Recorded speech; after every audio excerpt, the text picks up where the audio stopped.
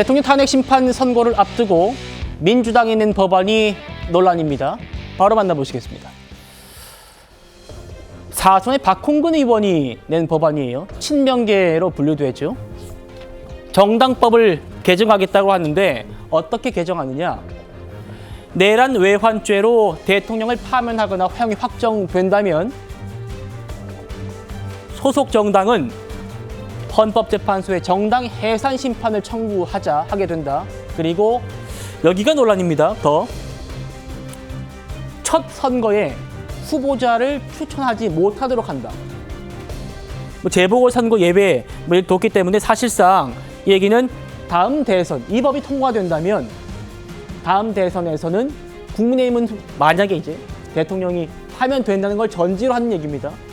가정 전제로 한 얘기입니다만 그렇게 된다는 얘기입니다. 이걸 또 국민의힘에서 강하게 비판하고 있습니다.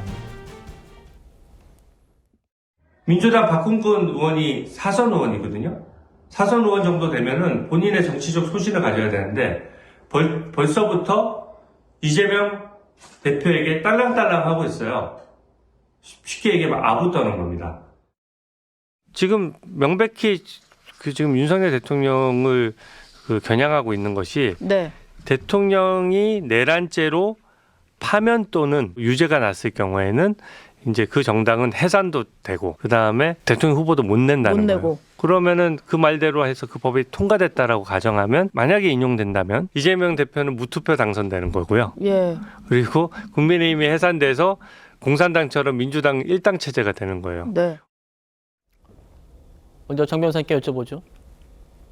이대로라면 민주당의 유력 대선 주자인 이재명 대표 혼자 대선 뛰겠다는 거냐? 지금 이 얘기를 국민의힘에서 하고 있습니다. 뭐 그것도 그거지만 생각을 한번 해보십시오. 만약에 민주당이 집권을 하게 되면 저런 법들이 다 통과가 된다는 거잖아요. 물론 이제 민주당에서 저런 법도 통과시키겠죠. 하지만 대통령이든 대통령 권한 대행이든 거부권 행사해가지고 간신히 저런 법들을 막아왔는데 민주당이 만약에 집권하게 되면 190석 가지고 저런 법들 다 통과시킬 겁니다. 그러면 전 뭐가 생각이 나느냐. 뭐 일일이 저런 법들 갖다가 통과시키는 거 얼마나 번거롭습니까? 그래가지고 나치가 만든 법이 그게 무슨 법이냐? 수권법이에요. 수권법이 뭐냐면은 입법권을 행정부한테 위임한다. 쉽게 말하면 그런 법을 만들어 놓고 그 법의 이름을 수권법이라고 했거든요. 그러면 민주당에서 나치처럼 수권법 만들지 말라라고 한 보장이 있겠습니까? 저는 어떻게 그 민주당의 다선 의원이라고 하는 사람이 지금같이 민감한 시기에 저런 법안을 제출할 생각을 했다라고 하는 것 자체가 너무너무 지금 뭐 한심하다라는 생각도 들고 황당하다는 생각도 들고 그다음에 굉장히 경악스럽다는 그런 생각도 들고요. 그런데 이런 일들이 대한민국에 벌어질 수도 있는 것이 아닌가 진짜로 걱정이 진짜 많이 됩니다. 실제로 벌어질 수도 있는 것 아닌가. 당사자인 박홍근 의원은 무슨 생각으로 이런 법안을 냈을까요? 직접 들어보시죠.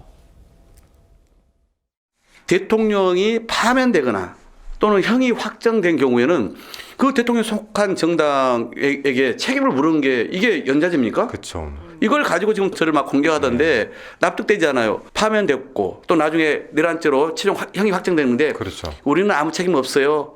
그냥 국민들에게 고개 한번 숙이면 끝입니까? 선거에서 우리가 알아서 심판받으면 되죠. 이러면 되는 거예요. 파면되거나 형이 확정된 이후에 처음 있는 선거, 전국 선거에 후보 내지 마라.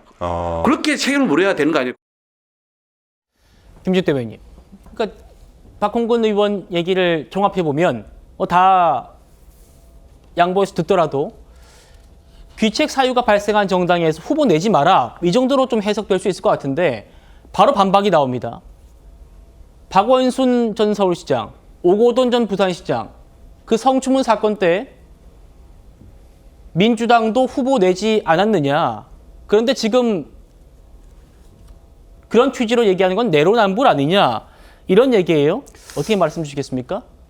그 사건을 이렇게 지금의 이 내란과 동급으로 얘기하는 것, 이건 좀 바람직하지 않다. 마치 이재명 대표의 공직선거법과 윤석열 대통령의 내란에 관련된 부분을 동급으로 놓는 거하고 뭐가 다르겠습니까? 이게 똑같은 얘기다. 지금 내란이라는 게 어떤 겁니까? 대통령이 이 국가의 어떤 국헌을 문란시킬 목적으로 했을 때 이런 걸 갖다가 지금 우리가 내란으로 좀 다루고 있는 것이고, 만약 대통령이 안 했더라도 그런 정도의 쿠데타 같은 그런 상황들이 일어났다면 정말 엄히 다스려야 하는 것이 그게 내란죄에 해당되는 거 아닙니까? 그런 거하고 지금 그 민주당의 과거의 사례를 갖다가 동급으로 놓고 말씀하시는 건 바람직하지 않다라는 말씀드리고, 지금 좀 전에 그 정혁진 변호사님께서 이 번거롭다라는 표현을 좀 쓰셔서 제가 한 말씀만 좀 덧붙이면, 야당하고 대화하는 게 번거롭다고 비상계엄을 발동했던 게 윤석열 대통령입니다.